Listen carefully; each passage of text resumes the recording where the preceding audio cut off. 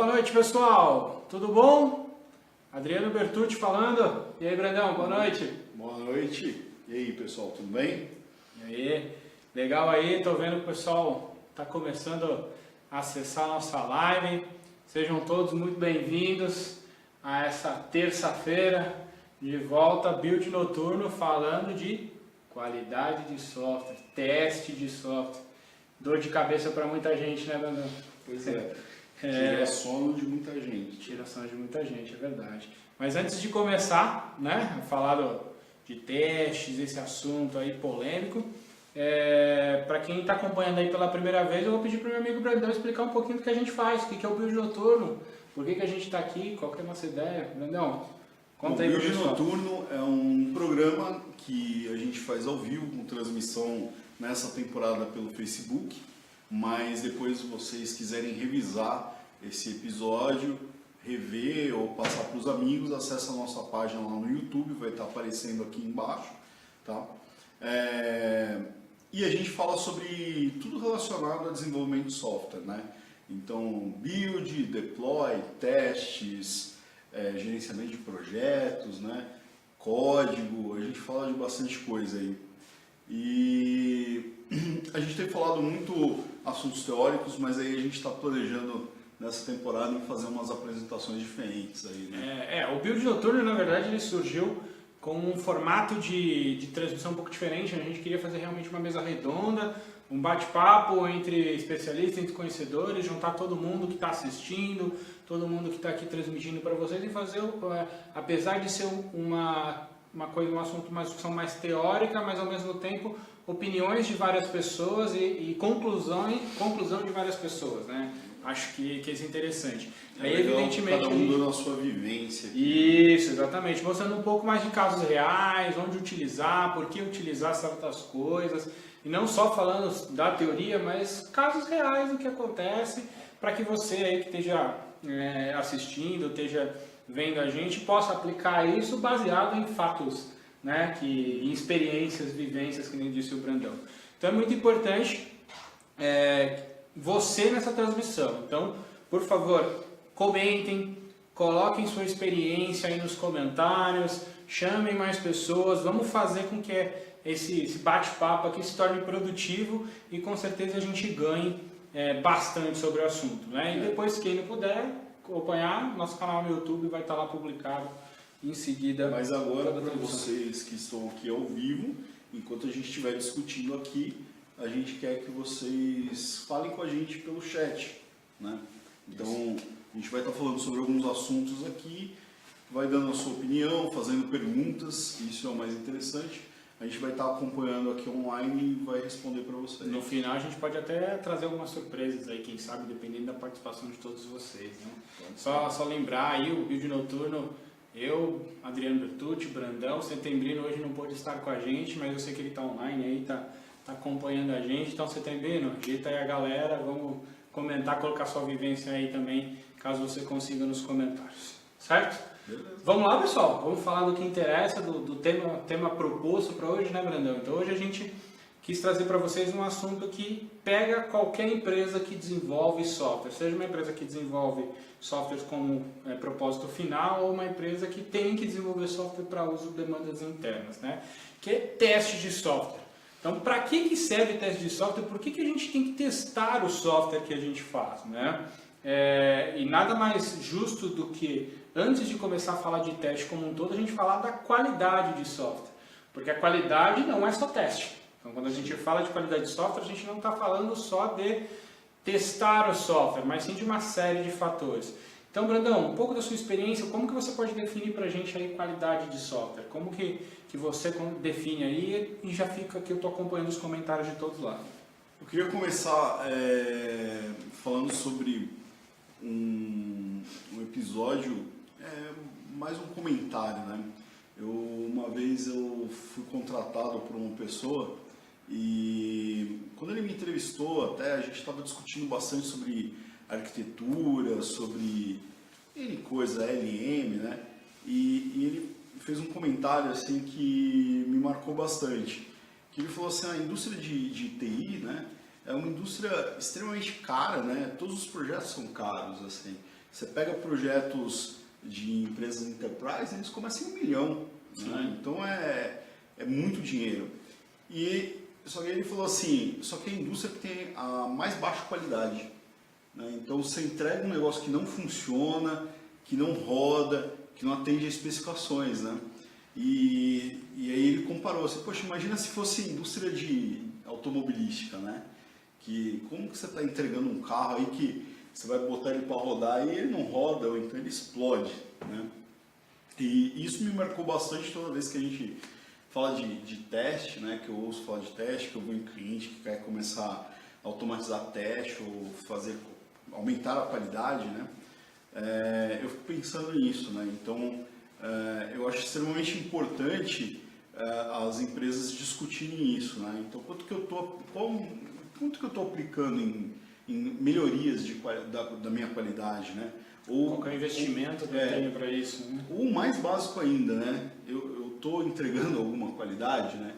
Então, quando a gente fala de qualidade, esse software atende a minha especificação primeiro, né? Porque se já nem atende a minha especificação, você pode devolver, né? Sim. Agora, se ele atende a especificação, ele funciona, né? Eu consigo usar. Hoje a gente fala muito de nuvem, de atender usuários globais, né? Atender demanda. Então eu consigo atender todos esses usuários, né? Então como é que eu vou medir isso? Essa é uma coisa importante que eu discuto bastante também com os clientes que a gente atende, que quando a pessoa começa a falar de qualidade de software, às vezes ela chega e diz, não, eu quero testar, quero fazer automação de teste, quero fazer uma coisa só. Linda, mas eu falo assim, legal, cara, mas o que é qualidade para você? Essa é a primeira coisa que eu pergunto para ele. Porque tem muita gente que acha que qualidade é simplesmente um software sem bug.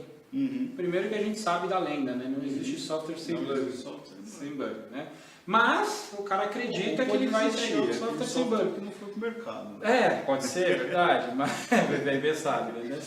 Mas mesmo que você consiga a proeza de entregar um software no mercado sem um bug, isso não significa que ele tenha qualidade. Sim. Ele pode não ter uma usabilidade, exato, ele pode não ter a performance necessária para aquele tipo de público, para aquele negócio que ele precisa. Por exemplo, o seu sistema hoje ele é pensado para uma pessoa que é daltônica, por exemplo, manusear seu sistema. Mas o que você está falando então é que se a gente tem um problema de usabilidade, isso não é um bug. Eu acreditaria, eu colocaria como uma falta de qualidade, mas não necessariamente um bug, porque quando a gente fala de um bug, a gente está falando em atender os requisitos da aplicação. Concordo que a usabilidade é um requisito não funcional da minha aplicação, então ela deveria ser atendida. Então, mas é que muita gente interpreta o bug como um erro de negócio, como uma coisa assim. Então quando eu pergunto para a pessoa, não, eu quero entregar sem bug, o cara quer garantir que, sei lá, a soma da calculadora dele está funcionando, mas não necessariamente que está atendendo a velocidade, está atendendo os requisitos não funcionais na aplicação, né? Eu acho que isso eu acho que a gente vai falar daqui a pouco sobre bug, mas respondendo a sua pergunta, a gente falando sobre requisitos e qualidade, será que os nossos requisitos estão com uma qualidade, né? Porque às vezes... Por onde começa, né? Se o requisito está errado... chega no desenvolvimento já ruim, né? Isso é outra mania, né? O pessoal às vezes culpa um software com uma má qualidade para o desenvolvimento. Escrito, né? Não foi codificado direito, mas na verdade, poxa, às vezes o problema não está necessariamente no código. E isso às vezes acontece muito porque você também não tem como rastrear a origem do defeito. Né? Você faz o pedido, às vezes esse pedido é pouco documentado, ou às vezes nem é documentado, seja minimamente. Quantas vezes a gente já, eu pelo menos, e você provavelmente também, esteve em clientes que tem toda uma regra de negócios, né? Principalmente talvez financeiras, assim, bancos, né? Você tem cálculo de financiamento, você tem trocentas regras lá, né? E aí chegou um analista de negócios para falar com você e o cara falou, mas isso aqui não devia estar funcionando assim, né? Então o cara identificou na hora que o negócio estava errado, mas como que passou isso, né? Como que chegou a produção, né? As pessoas estão usando isso, né? E aí você vai olhar, como é que a gente sabe que foi solicitada uma mudança e tal, e as pessoas não conseguem achar aonde foi feita essa alteração, né? Ou o requisito, não consegue achar nada. Né? Assim, eu sempre falo que a qualidade vai ser uma evolução constante. Por mais que você entregue um software sem bug, um software que atenda os requisitos não funcionais, vamos dizer assim, segurança, usabilidade, né, performance como um todo, a gente sempre vai ter o que melhorar. Então, qualidade vai ser sempre um processo contínuo de melhora, né? Inclusive, a gente já está até pensando em fazer um próximo episódio falando um pouco mais detalhado sobre isso, tá? Você acha que a gente pode entregar um software com bugs? Eu acho que não deveria, mas a gente sabe que a realidade hoje, não sei se necessariamente TI se dá o luxo de fazer isso. Eu não sei com que direito a gente faz isso, de entregar um software com bug, mas hoje em dia, para ser sincero, pelo menos as áreas que eu atendo, é difícil ver um que não sejam entregues. Mas assim, você já pensou no conceito de startup ou alguma coisa disruptiva? Então, o cara tem que pôr isso no mercado, né? Sim, sim. Só que eu acho que o importante nesse momento é o cara saber quais os bugs que ele tem, né? Então, eu não veria problema. Não. Né? Não veria problema de o cara entregar com bug. Mas ele sabendo quais os bugs já tem. E né? tendo um processo de qualidade e de né? melhoria pronto e rápido para atender. Porque assim, você sabe entregar um software que você saiba que possa causar um problema, aí é uma história. Mas você sabendo que tem um problema, eu acho um pouco arriscado, essa é a minha opinião. Se eu sei que eu tenho um problema, um bug, eu acho que você poderia corrigir isso antes de entregar. Entregar dependendo do problema, é evidente. Depende. Às vezes você consegue... Assim, mas cabeça a gente sabe que a lei de Murphy existe, né? Às vezes a gente acha que não vai, o primeiro clique do usuário, onde vai acontecer, a gente vai pegar o bug. O usuário sempre dá o clique no lugar errado. A culpa é sempre do usuário, né? Mas aí entra num segundo ponto. Por que eu acho que, se eu sei que o bug existe, eu acho arriscado de entregar? Porque aí a gente entra num ponto que eu queria discutir com você aqui agora, que é o preço da qualidade de software. O preço para se implementar um processo de qualidade, ao mesmo tempo, qual que é o preço para um software que não tem a qualidade, ou seja, quanto custa um bug? Né? Qual é o custo do bug? O bug ele é mais barato quando eu ponho ele em produção e vou corrigir ele lá depois, ou ele sairia mais barato se eu corrigisse antes de entregar? É aquela coisa de você falar assim, me custa muito fazer testes, né? Então eu tenho um sistema grande, muita feature, por exemplo, um sistema de cálculo de seguro, você tem muitas regras de negócio, então é extremamente custoso isso aí, né? Você testar. Só que o quanto custa você não testar isso, né? Imagina um software de cálculo de seguro fora do ar, ou melhor até, ter uma empresa aí nova no mercado, uma seguradora, que ela meio que cortou o caminho aí entre os clientes e lançou um app, né? Você faz tudo pelo app, né?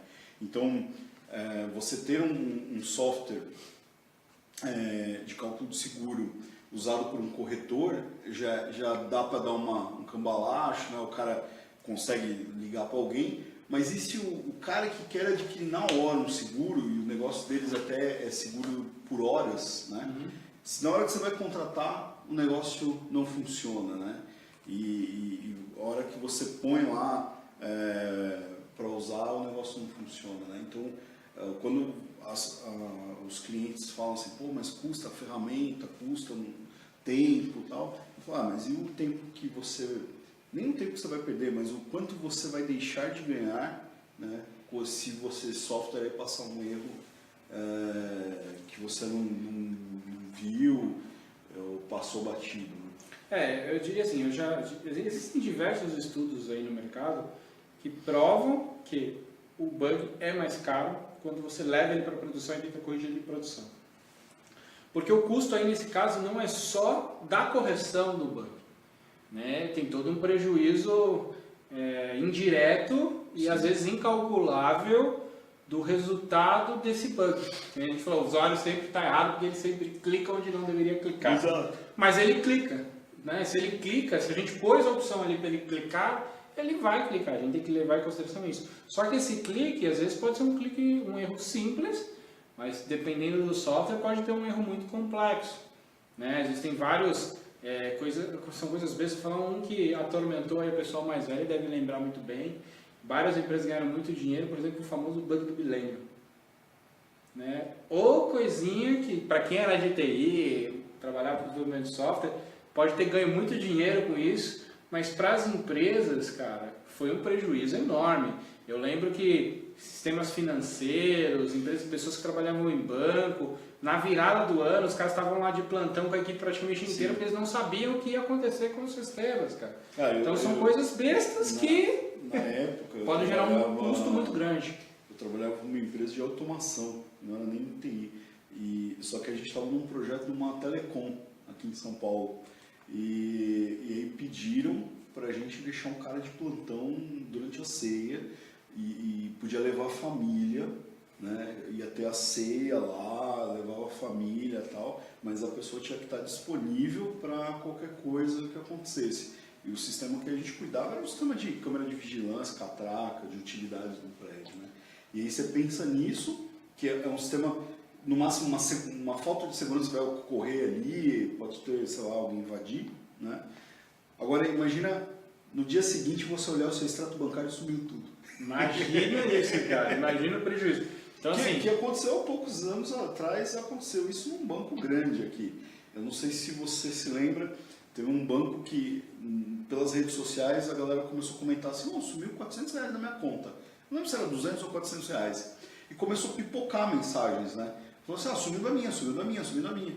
E eu tinha conta desse banco aí, eu fui olhar lá, não tinha sumido da minha. Mas gente que eu conhecia falou, sumiu o dinheiro da minha conta e tal, e deu um erro. E aí, pro fim do dia, assim, começou a corrigir e voltar o dinheiro. Então, eu falei, esses prejuízos, na verdade, eu acho que são os maiores. Por isso que quando você me perguntou, você acha aceitável levar um bug para produção com erro?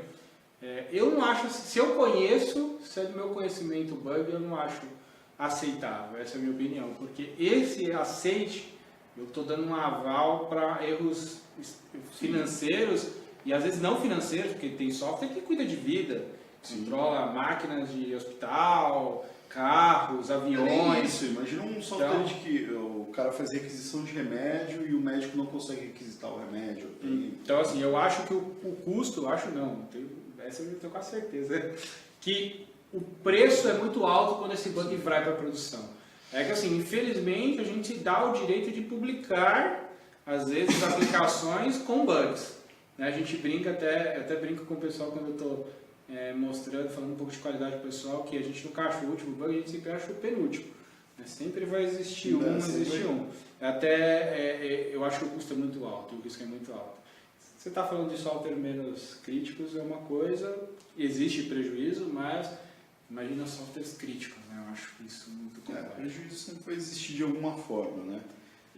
Eu acredito, assim, essa pergunta foi meio capciosa, eu acho que em startups, ou você está entregando um app que vai fazer algum serviço que não seja pago, por exemplo, você pode até contornar, porque de repente é melhor você ter o app antes que um possível concorrente, né? Mas eu acho que é muito importante você saber que você está entregando um bug, qual bug e tal. De repente você não vai ter tempo de resolver, principalmente quando a gente fala de agilidade, né? Cumprir sprint, e aí o PO lá fala, cara, esse bug aí pra mim, beleza, mas assim, você sempre está com ele em mente que você, isso vai ser cobrado. É a questão da dívida técnica, né? Sim. Um dia vai aparecer, um dia esse bug você vai pagar. Te incomodar. O problema é o tamanho do cheque que você vai ter que assinar. Então. Mas você sabendo vou corrigir isso daqui na próxima sprint, eu acho tranquilo. A não ser casos, né, financeiro, banco, um automóvel que tem algum software embarcado. Bom, esse aí nem dá, porque às vezes você não vai conseguir fazer update, né? Mas eu acho que tem que tomar muito cuidado. Então, inclusive, pessoal, queria conhecer um pouco da experiência de vocês. Se tem aí, descrevam aí pra gente se vocês já vivenciaram prejuízos aí, pequenos, grandes, médios, não sei, por causa de um bug que foi para produção. Traga um pouco da experiência de vocês aí no dia a dia desse custo, do prejuízo que uma má qualidade entregue resultou no teu ramo, aí, no teu setor. Tem um caos aí. Não sei se você sabe, teve um satélite aí que os americanos lançaram e eu acho que era uma linguagem, ou deve ser C++, lá que faltou um ponto e vírgula. E aí o satélite foi lançado e tal, só que ele fez a curva pro outro lado. Olha o que o ponto e vírgula não fala. Você não consegue recuperar, né? Não. Porque não tem como você buscar esse satélite. Eu não sei o que aconteceu, mas você lembra quando o Brasil tentou lançar o único foguete que a gente fez aqui, que nem saiu do chão, que explodiu? Não. Lá no Maranhão. Na Alcântara lá? Na Alcântara explodiu, simplesmente explodiu. Não sei o que aconteceu, estou falando que foi um erro. Mas, não um erro no software. Mas foi alguma falha no processo de qualidade como um todo. Como a gente falou, que qualidade não é só o produto final, né? Vai desde o começo, alguma coisa falhou e o prejuízo foi até hoje a gente não lançou foguete nenhum. A gente viu aí nos últimos meses o quanto que o Elon Musk gastou para fazer aquele foguete aterrissar lá na balsa lá, né? E aí, imagina, o cara tá fazendo isso para valer, explodiu mas eu acho que aí foi um problema mecânico.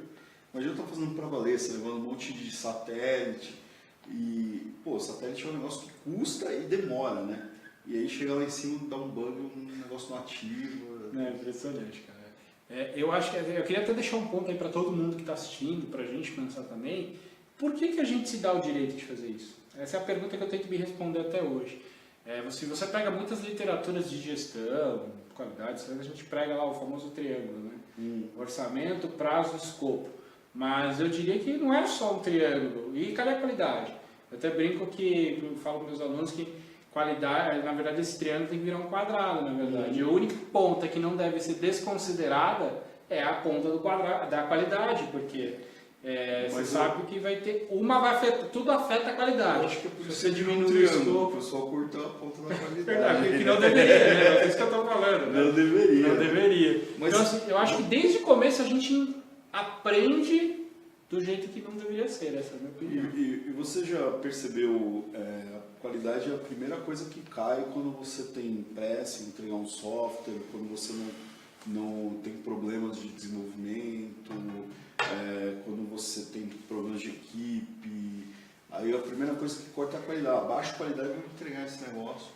Porque assim, o pessoal sempre, mais uma vez, eu não sei com que direito a gente pensa assim, então. Mas eu vejo que o pessoal acha que entregar é melhor do que entregar com erro é melhor do que não entregar. Não né? entregar. Mas às vezes o prejuízo pode ser maior. A gente tem Exato. vários estudos que causam isso. Né? Mas dando prosseguimento até o assunto, eu queria aqui, deixa eu ver se o pessoal está escrevendo aqui. Olá, e aí Fagner, tudo bom? Legal que você está acompanhando aí com a gente, um abração, compartilha um pouco da tua experiência aí conosco. Bom, a qualidade é um tema muito complexo, né? E a gente começa para os próprios pessoas que atuam com qualidade, que às vezes conceitualmente não conseguem diferenciar algumas coisas dentro do mundo de qualidade de software. Então a primeira coisa que eu queria aí que você introduzisse para a gente tem 3 palavrinhas dentro quando a gente fala de teste de qualidade, que as pessoas às vezes acham que é tudo a mesma coisa, tudo uma coisa só, né? Que é defeito, erro e falha. Poxa, Brandão, defeito, erro e falha é a mesma coisa? Não é tudo bug? Não é tudo bug? Não é a tradução em português de Pessoal, bug? o que é... Interage aí com a gente, para vocês, o que é um defeito, o que é um erro e o que é uma falha? É tudo a mesma coisa? Ou eles têm contextos diferentes, formas diferentes, não sei, vocês veem diferença nisso? Enquanto isso eu vou pedir para o Brandão aqui. Brandão, é tudo a mesma coisa? Tudo bug ou não? Então, não é, né? Talvez se a gente chamar que tudo é um problema, né? Beleza. Eu acho que são 3 palavras diferentes porque eles realmente acontecem em momentos diferentes, né? Então, vamos lá. Defeito. O defeito é uma não conformidade, certo? Certo. Então a gente volta lá no que a gente estava falando sobre especificação, né? Você entrega uma especificação que ali está determinado o que você tem que fazer, né? E se você manda isso para uma fábrica de software, eles te devolvem algo em não conformidade com um requisito, né? Então isso é um defeito. Do mesmo jeito que a gente compra produtos, né? E um tênis com defeito, aí vai na loja e troca. Por quê? Se o tênis está descolando a sola, não está não conforme, né? Você não consegue usar. Então é um problema isso aí. Depois a gente tem falha, né? Então o seu software falhar. E aí pode acontecer por N razões. uma coisa que eu acho que é muito comum, principalmente hoje que a gente tem, de novo, a gente teve uma época que a gente só tinha um navegador, né? Agora a gente já tem, de novo, vários navegadores que a gente usa, né? E você acaba testando em um. Poxa, mas e aquele outro? Mesmo tendo menos participação no mercado, né? Você tem que testar em vários, né? Se você, mesmo o seu software roda no navegador, você tem que testar esse navegador, sei lá, rodando em vários sistemas operacionais. Talvez o mais comum hoje seja celulares, né? Que você tem, você fala de Android aí, tem N modelos, né? Então, essa falha de rodar em um local específico. E, por último, a gente tem erro, né? E o erro, complicado de definir isso aí, o erro poderia ser uma falha não tratada. Uma especificação não implementada. Não implementada. Eu diria que é isso. Você tinha especificação. Você sabe que vai ocorrer um erro. Exatamente. Né? Vamos dar Só que você não. Vamos dar uma implementação errada. Um exemplo antigo. Você vai gravar no disquete, o disquete não está no drive. Não, você vai fazer alguma coisa, né, que você sabe que pode existir uma falha. Que existe um caminho para executar aquilo. Um serviço. Só que por algum motivo você não implementou ou implementou diferente do que estava. Que deveria ser implementado. Ou você vai usar isso, né? E, por exemplo, se você chamar um serviço, né? E ele não te devolve nada, sei lá, o serviço estava fora do ar, né? Ocorreu uma falha, você tem que tratar isso, né? Você não pode explodir a tela, senão o usuário vai ficar perdidaço. Né? Algumas opiniões aqui. Rafael, e aí Rafael, tudo bom? Rafael falou que depende da exception. Tá? A diferença de um para outro depende da exception. Como você trata a exception lá no código. O Marcos aí, Marcos José, o erro não permite ser contornado, não tem outro caminho. Newton, o erro acontece por falha humana na parte de desenvolvimento, um erro de código. Então, um pouco relacionado ao erro de especificação que a gente está falando. Né? Quando a gente fala de erro de especificação, esse erro pode ter vindo da documentação, por exemplo, do levantamento de requisitos. Né? Aí agora eu queria saber uma opinião de vocês, considerando aí o defeito, o erro, a falha. Qual que é o pior? Qual que é o pior? Na opinião de vocês. O pessoal, colabore aqui também. O que é pior acontecer aí? Qual que daria um custo maior aí pra gente nesse custo da qualidade que a gente falou anteriormente? Né? Então a gente está falando aí de um custo maior no defeito, no erro ou numa falha. Onde está o maior prejuízo aí? Eu jogaria no defeito, né? Porque se a gente fala que o defeito é ocasionado por um requisito errado ou ruim, imagina você refazer aquele requisito e você descobrir que o que você quer não vai funcionar.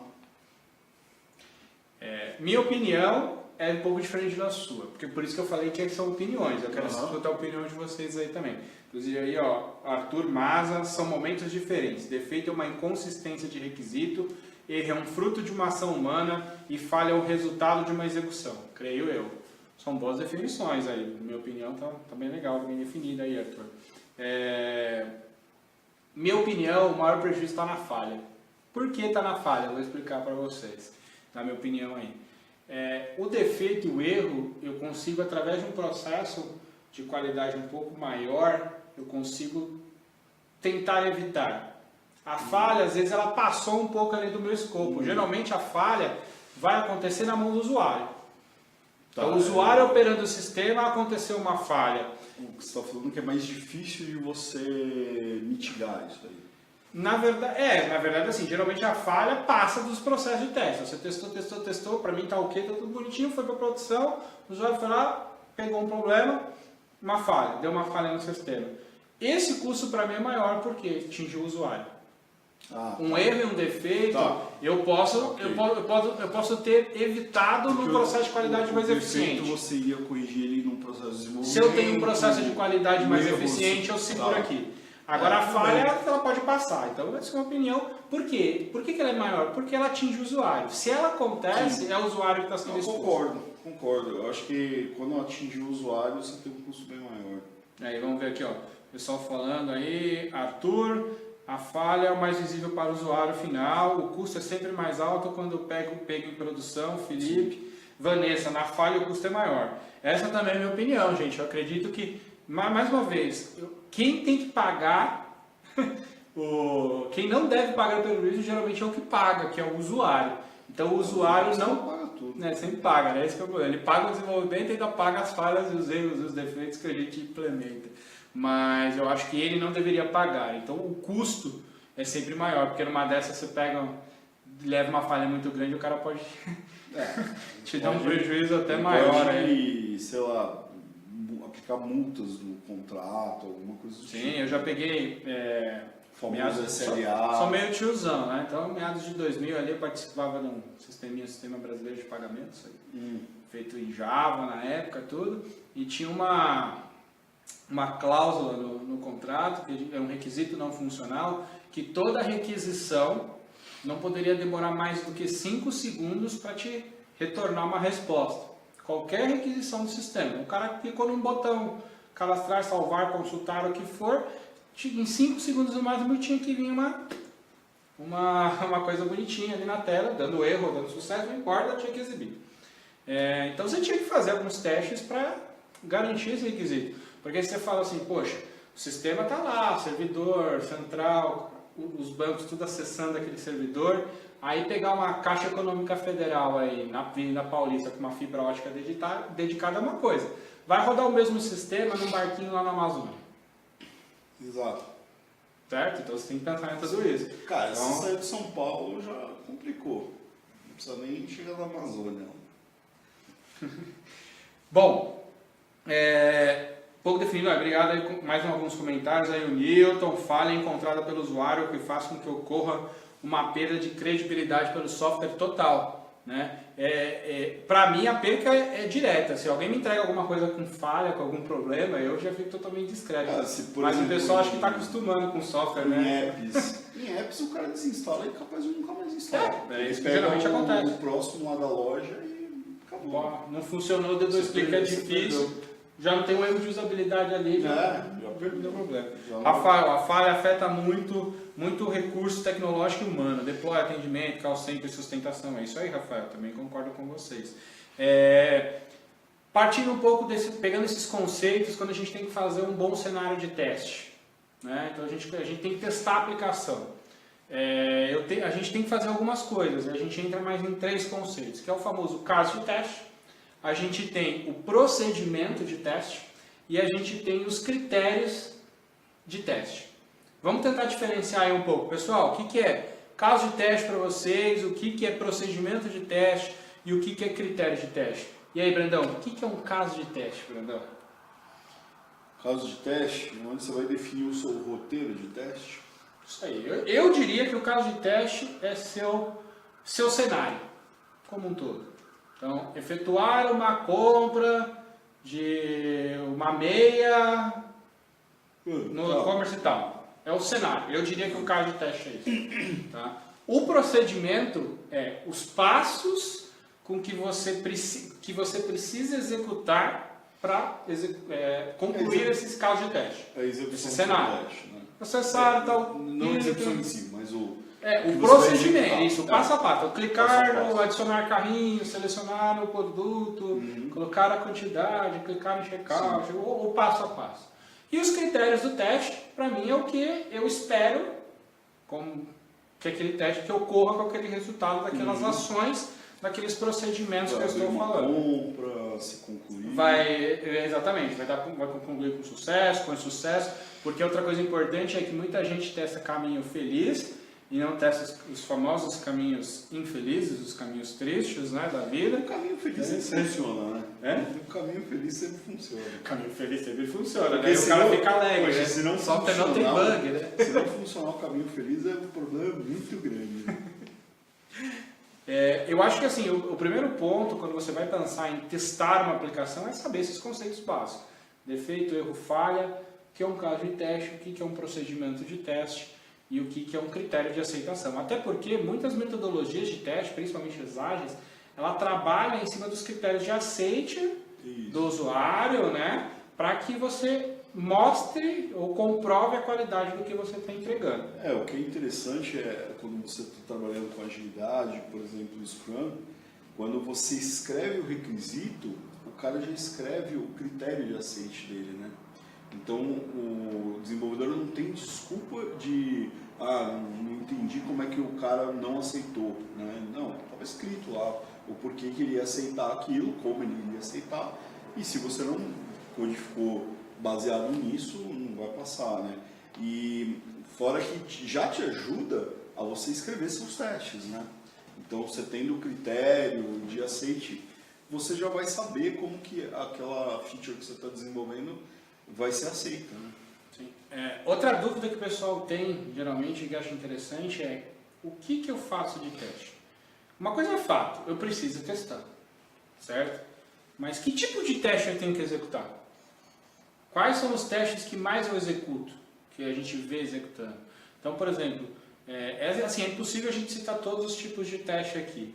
Então, vamos fazer assim, vamos citar os principais, vamos tentar esclarecer o que é cada um dos principais e aonde eu usaria.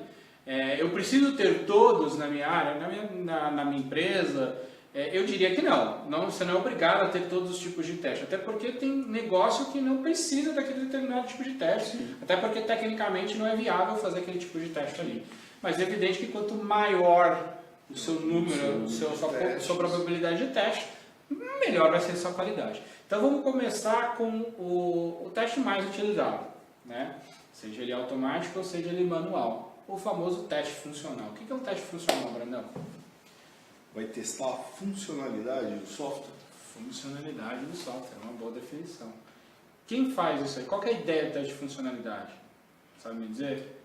Se aquela função está atendendo ao seu critério de aceite, né? Eu diria que a funcionalidade ali seria basicamente um fluxo de negócio. O que eu geralmente falo assim, é o teste que o usuário faria. Sendo bem leigo. Né, Então, assim, produzir o cenário, é o teu caso de teste, só que simulando o seu usuário. Então, vamos supor, como que o seu usuário faria aquilo ali? Como ele... Estou navegando aqui, estou fazendo aqui. A gente pode até falar de famosos testes de interface, alguma coisa assim, geralmente como que ele usa o software. Então, para ver se ele está funcional. Inclusive, não testando só o fluxo, mas quando a gente diz simular o usuário num teste funcional, tempo de clique, tempo de resposta, porque realmente é o processo para ele executar aquele cenário de teste. Eu acho que você pega algumas informações extras aí, né? Exatamente. Você está testando a funcionalidade, mas você conseguiria extrair alguns dados extras, né? Então o tempo de resposta seria Quem faz um teste funcional, Brandão? Essa pergunta é sempre difícil de responder. Eu pergunto para os times de qualidade, quem na tua equipe, quem na tua empresa faz teste funcional? Quem especifica o teste funcional? Piorou. Depende. Eu acho que depende. Quando a gente fala de times ágeis, né, o time inteiro ali está fazendo isso aí, né? Deveria, pelo menos, né? Se a gente falar de divisão, né? Você tem um time de dev, time de QA, né? Time de QA faz normalmente, eu não sei se seria eles que deveriam estar fazendo. Eu recomendaria o time de QA. Eu acho que isso não é. Tem muita gente que coloca até o próprio. Eu já vi empresas que colocam um time de desenvolvimento para fazer teste funcional. Eu acho que esse, na minha visão, não é o melhor cenário. Porque se a equipe está dividida, você está dando para a mesma pessoa que está codificando. Isso. Né? E eu acho que para mim é o time de QA que deve fazer teste funcional. A gente nem falou se é manual ou se é automatizado, tá? Teste funcional, para mim, quem faz é QA. Vou até falar por quê. Tem muita gente que fala, não, mas quem tem que fazer o teste funcional é o usuário. Não, o usuário, para mim, faz o teste de aceitação. Aceitação. Ou homologação. Homologação, tá?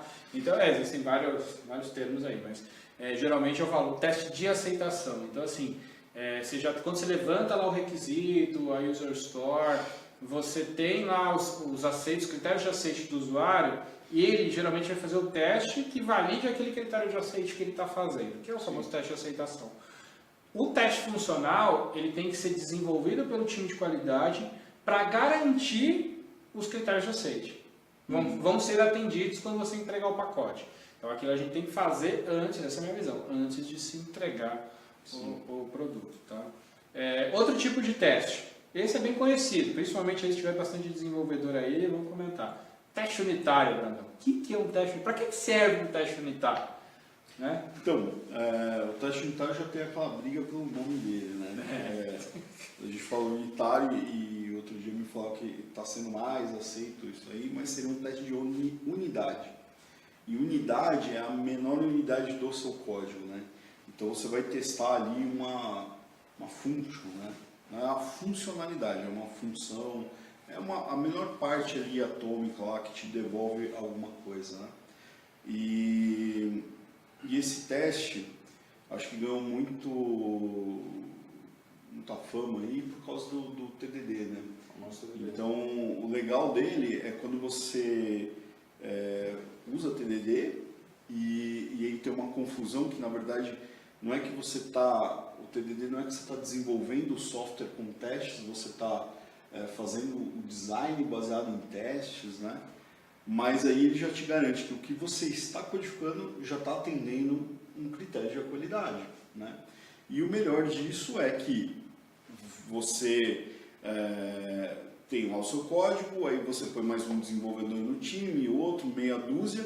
Então, se alguém quebrar alguma coisa, isso já vai te acender uma luz aí, né? Ó, alguém quebrou uma coisa, tem alguma coisa errada.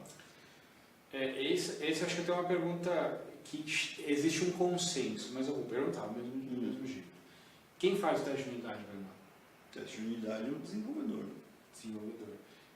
Eu já peguei empresas que pedem para o time de qualidade, time de QA, codificar teste de unidade. Eu acho isso o maior erro da vida. Tá? Até porque, não necessariamente, em algumas empresas, todo o teu time de QA tem experiência em código. Essa é a primeira questão. Então, mesmo tendo, deveria ter, na minha opinião, mas na maioria dos casos, eu não vejo, principalmente 100% da equipe, geralmente nunca tem 100% das pessoas com experiência em código. Esse é o primeiro problema. E segundo, quem está escrevendo o código é que tem conhecimento para fazer aquele... Então, porque o cara de qualidade, ele não vai receber código, ele recebe binários. Exatamente. Então ele não vai entrar na função, nem nada disso. Né? A ideia não é que ele conheça o código e teste. Aqui uma opinião aqui do Rafael. Eu acho que o teste unitário não pode ser programado pelo próprio analista de desenvolvimento. O bom disso é que o teste unitário permite testar outras partes e comportamentos não previstos na demanda. Existem pesquisas, estudos, que mostram que se você tem uma ótima cobertura de código nos testes unitários, eles podem diminuir até 90% os seus problemas quando você entrega para o time de qualidade testar. Tá? Por isso que o pessoal, muitas metodologias, muitos processos pregam que você faça teste de unidade, tenha o maior número de cobertura de código possível nos testes de unidade que você tem, porque o time de qualidade, né, na visão desses caras, dessas metodologias, tem que se preocupar com os testes de negócio, com os testes funcionais. Ele não tem que se preocupar com erros de código, os erros bestas, tipo aquele famoso, sabe o time, quem é de QA aqui vai ver, aquele famosa tela que você não fez nada, você simplesmente clicou no botão e explodiu um erro na tela. Ou seja, significa que o cara nem testou aquilo lá que ele fez, o básico, né? Então, o desenvolvedor, esse é um teste que o desenvolvedor tem que usar para ele entregar qualidade e ele garantir a entrega dele. E o cara de QA é muito baixo nível, né? É muito granular isso para ele. Uma perguntinha aqui do Newton, se você puder colocar sua opinião, sua visão aí, Brandão.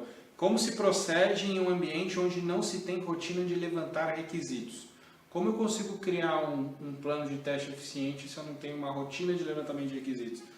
Consegue citar um pouco da experiência aí para responder a...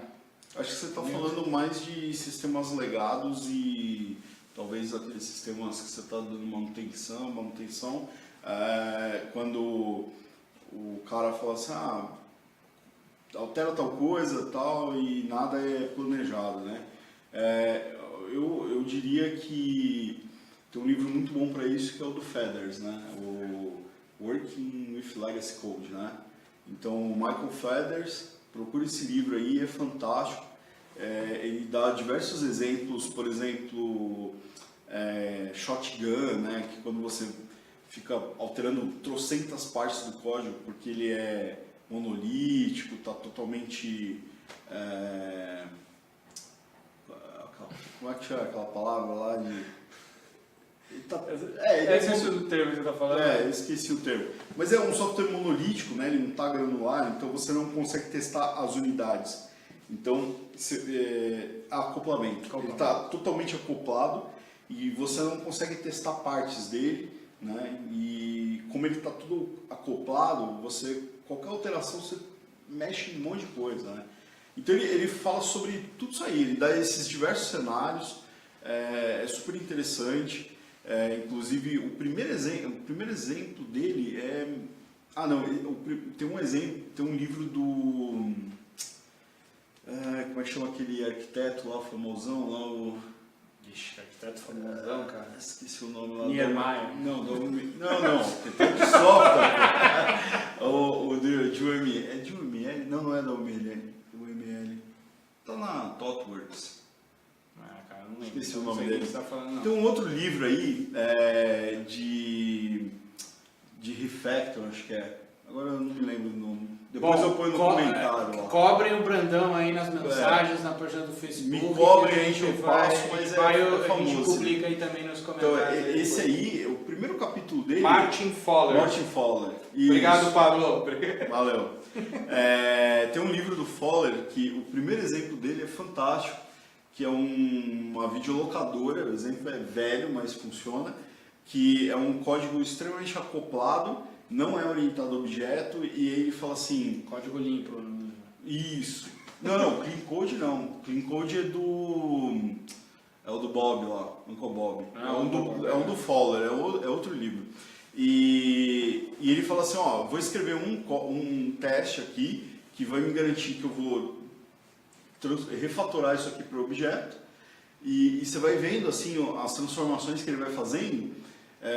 De um código monolítico, ele fica orientado ao objeto e o teste garante todos os passos. É sensacional, isso no primeiro capítulo. Igual eu falei, assim, gente, tudo tem solução. A gente brinca que só não tem solução para a morte. Tá? Exige às vezes um pouco de estudo e evidentemente exige muito a compra da ideia ou até mesmo como você vende a ideia para que isso seja... Você vai precisar fazer adaptações dentro do seu processo, dentro do seu software, do seu código? Sim, geralmente em cenários assim um pouco mais pesados, você acaba tendo que fazer adaptações.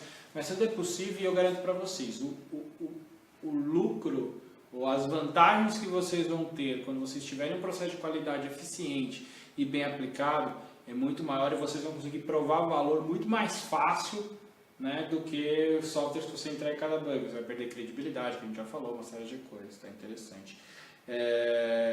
Aqui mais algumas opiniões, aqui o Pablo tinha colocado aqui, voltando um pouco do problema de todos conhecerem código. No caso aí do BDD, resolveria o problema de todos conhecerem código. Não sei se resolveria, mas o BDD é muito baseado no código de unidade, né? Então você começa lá em cima, mas você tem que fazer os testes de unidade. Né? Isso. Outra opinião aí do Arthur.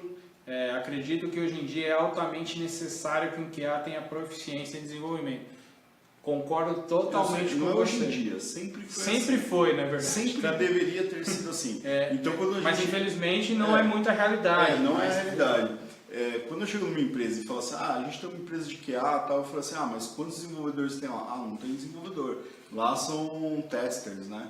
E aí, quando eu vou ver o que os testers lá estão fazendo, é simplesmente fazer teste de funcionalidade. Ou, na verdade, eu acho que eles estão fazendo até teste de aceitação, porque eles estão como um usuário do sistema. Em empresas de RP grande, assim, é muito comum você pegar um usuário que tem muito conhecimento de regra de negócio e dizer que agora ele é tester, né? E ele conhece as telas, conhece o cálculo e tal, mas ele não é um tester, né? Porque às vezes o cara não sabe nem assim montar cenário. O que eu vejo muito que acontece nas empresas é que o pessoal coloca para testar o cara que conhece muito do negócio. Não é que esteja errado, mas é que às vezes o cara não é nem um cara de TI.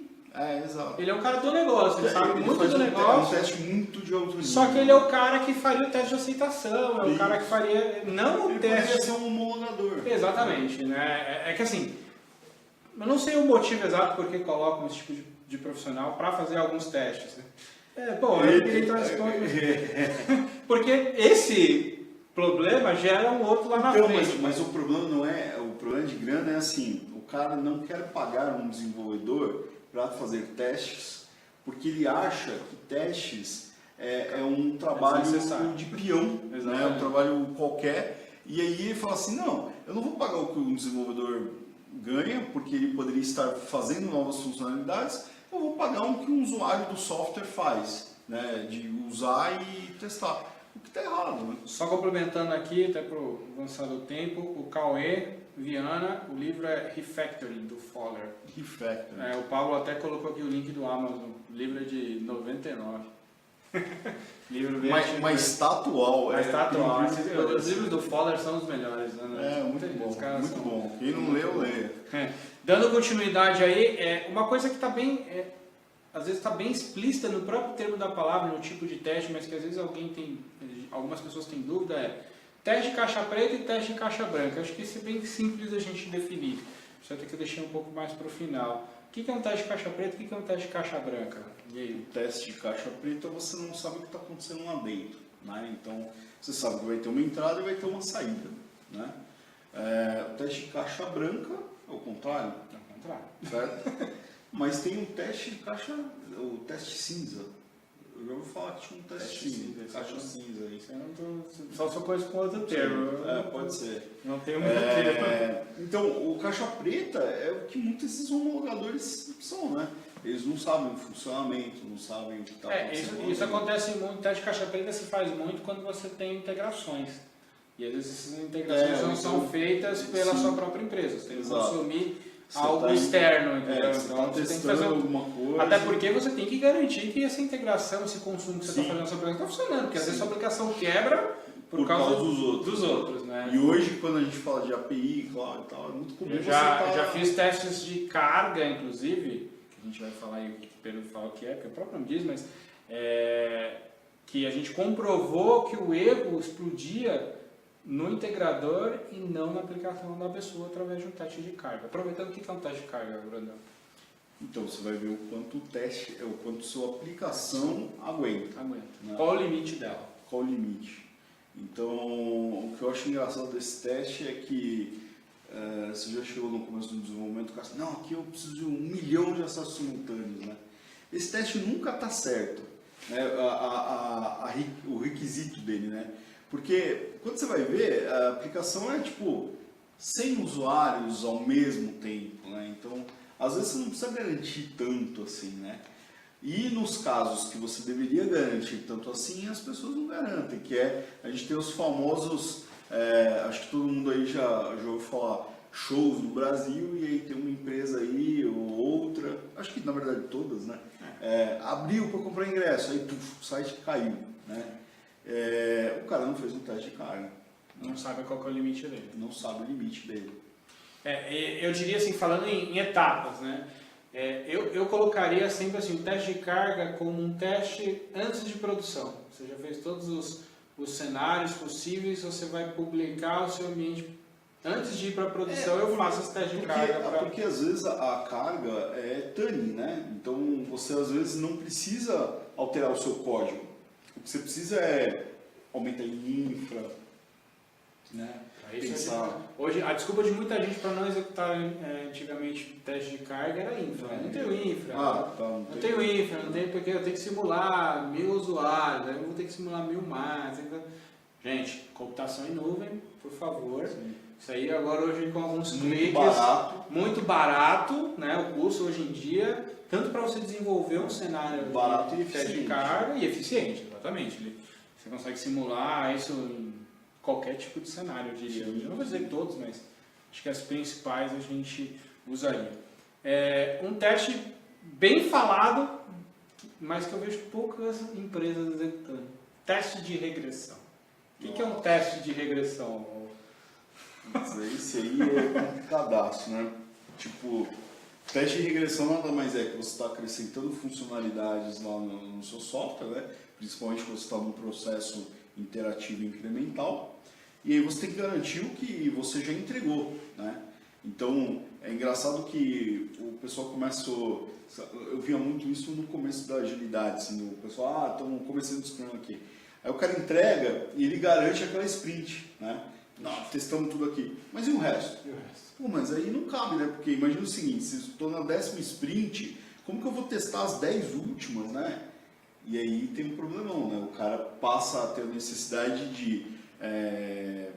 Na verdade antes, né? Porque eu ia falar assim, ele passa a ter a necessidade de sair de teste manual para o automatizado, mas na primeira sprint você já teria uma necessidade dessa. Porque imagina que no primeiro dia você já começa a testar, no segundo você vai testar tudo de novo, no terceiro você vai testar tudo o que aconteceu nos últimos dias, né? Então você tem que diversas vezes rodar esse teste.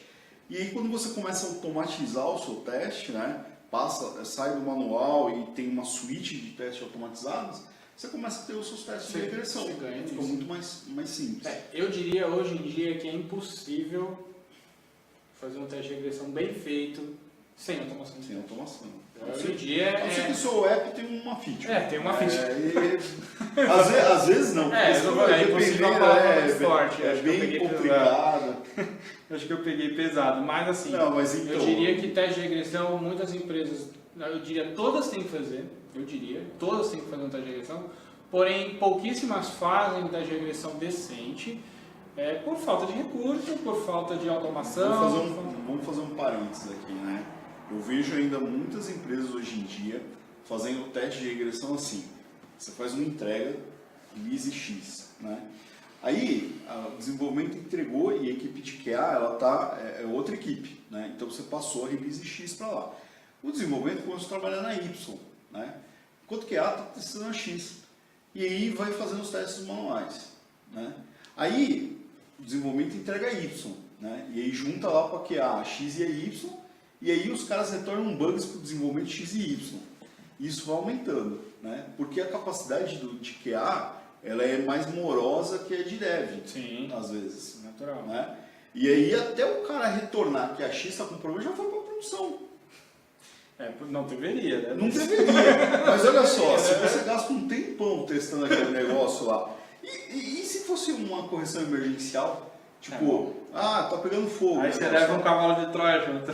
Então, aí não faz sentido. O cara vai...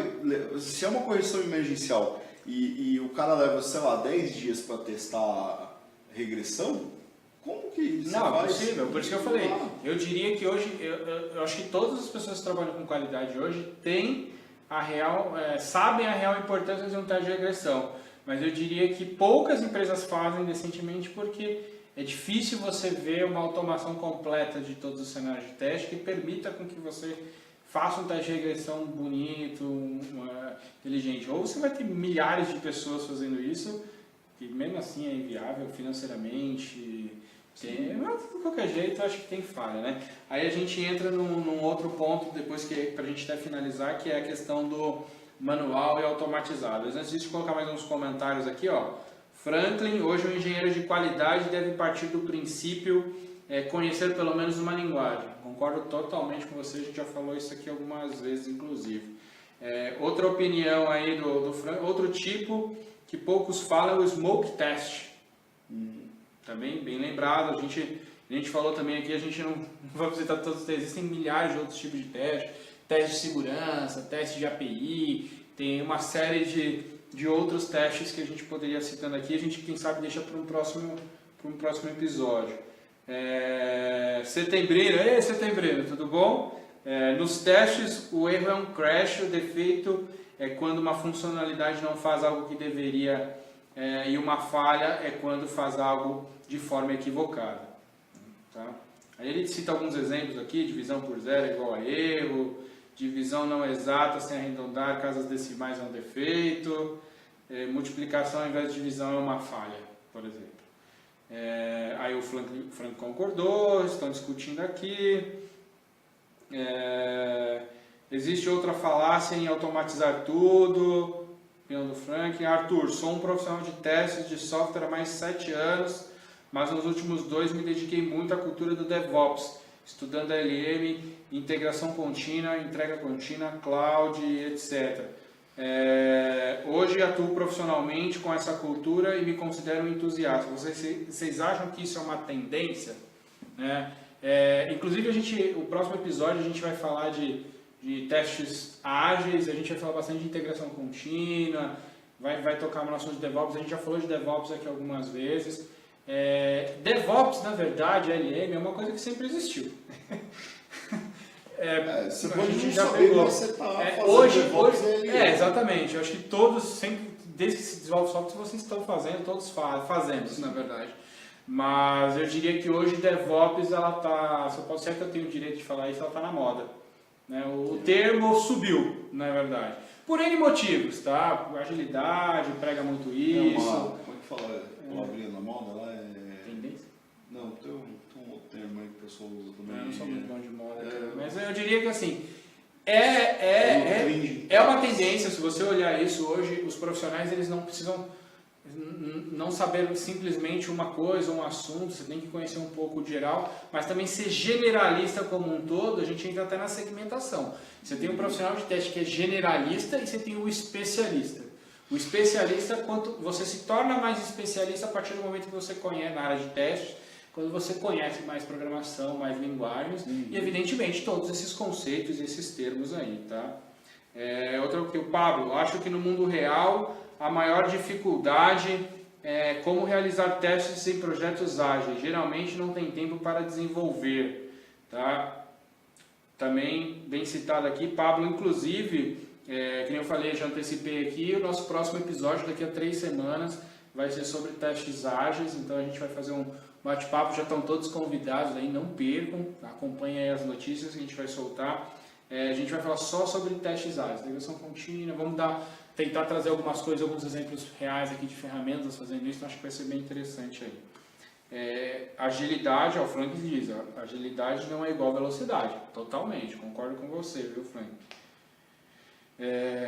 Bom, para a gente encerrando aí o assunto, até por causa do tempo, que a gente está estourando aí a nossa 1 hora que a gente está previsto, se vocês quiserem, a gente fica aqui a noite toda conversando, mas acho que todos aí tem que fazer das coisas. Manual é automatizado, Brandão. Então, quando a gente fala de testes manuais e teste automatizado, uma coisa que eu vejo as pessoas se precipitando cara, eu quero automatizar meus testes. Aí você pergunta pro cara, como que você testa o software hoje? Não, eu não tenho teste. Então, a pergunta eu consigo fazer uma automação sem ter um teste manual, por exemplo? Conseguir você consegue, né? Tecnicamente você consegue, né? É muito mais difícil. Só que a qualidade do seu teste... eu diria que seria um bom exercício a pessoa começar a escrever testes manuais. Por exemplo, às vezes o cara não tem nem uma planilha de cenários, né, de funcionalidades testadas, de criticidade de funcionalidade para saber o que ele tem que testar recorrente. Opinião assim, que eu até coloco, para mim a automação dentro do cenário, ela é importante, extremamente importante, principalmente no momento que a gente vive hoje de entrega de software, mas ele é o último ponto de um ciclo de teste. Primeiro você tem que ter o manual, aí você levanta o seu cenário, você planeja o seu cenário, garanta que o que você planejou ele está aderente ao teu negócio, aos critérios de aceite, que ele realmente vai testar o que você precisa fazer. Aí você executa esses cenários manualmente, você verifica o resultado dessas execuções, para ver se você não tem que fazer alguma adaptação nisso. Aí sim, depois dessa verificação e você garantir que o seu planejamento dos cenários condiz ao que você realmente precisa testar, você automatiza. Por que isso? Por que eu digo isso? A pergunta será que a minha automação está certa? Então agora que dá um erro, será que meu teste está certo? Quem é que testa a minha automação? E outra coisa importante, depois de automatizado, é mais difícil você dar manutenção num cenário do que você fazer isso num teste que você está especificado. Então você tem que tomar cuidado para não ter erros bestas lá na frente. Mudanças de cenário acontecem, mas você não tem que alterar por causa de uma coisa que você não planejou corretamente. Sim. Eu concordo com você, eu acho que principalmente no caso de software existente, código legado, né, ter os testes manuais seria mais interessante, a não ser no caso que você está começando a escrever agora o seu código, né? Então, se você já tem a expertise de fazer automação de teste, já faz automação de teste, já nasce o código com teste automatizado. Agora, você tem um código legado, um sistema grande, um sistema cheio de funcionalidades, e você não tem nem cenário, começa por aí, ao invés de ir atrás de automação. Por quê? Se você não tem teste, se você não tem cenário, significa que você não tem testers. Se você não tem testers, você não tem pessoas que vão escrever esses testes automatizados, né? Ou que vão manter, porque você não vai contratar uma fábrica de teste, ela vai escrever uma vez e você nunca mais vai mexer. Sim. Então, assim, comece pelos testes manuais e vá planejando progredir. De repente, as funcionalidades novas você já começa automatizando, né? Escrevendo e escrevendo os testes automatizados juntos, mas o código legado vai escrevendo os testes manuais. Legal aqui, ó. Pessoal, tá legal aí a discussão de todos. O pessoal está discutindo aqui legal, mas o legado é interessante automatizar, sempre uma caixa de surpresa. Realmente, automatizar testes num sistema legado é uma experiência fantástica, eu concordo com você, porque realmente é uma coisa interessante. Bom, pessoal, desculpem aí o atrasar aí de alguns minutos aí do nosso tempo que a gente coloca de 1 hora.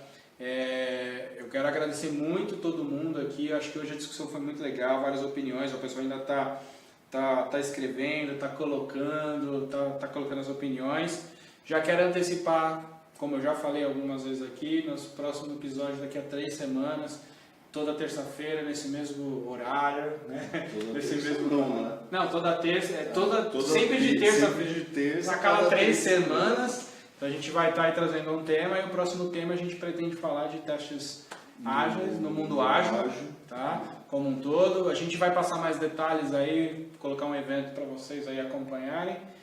Mas até independente disso, eu queria pedir a participação de vocês, sugerindo temas, assuntos específicos, assuntos mais técnicos, menos técnicos. Inscrevam, coloca lá na página, compartilhe.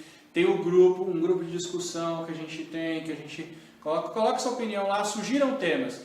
Assim, a gente sempre tenta selecionar assuntos que a gente vê que está todo mundo discutindo, que a gente passa na nossa experiência do dia a dia, mas é importante saber a opinião de vocês aí, para a gente é muito legal e eu acredito que com isso a gente tem uma interação maior como a gente conseguiu ter aqui hoje, tá? Não esqueçam, compartilhem, curtam, convidem os amigos aí para os próximos episódios. Logo mais a gente vai colocar esse vídeo também no YouTube.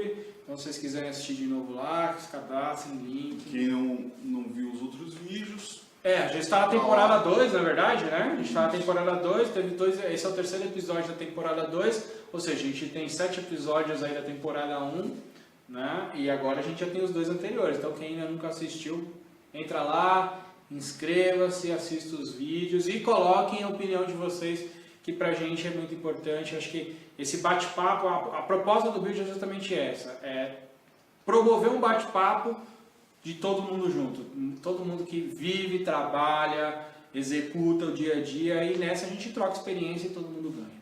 Certo, gente? Da minha parte, muito obrigado a todos, uma boa noite, eu agradeço e até a próxima. Obrigado.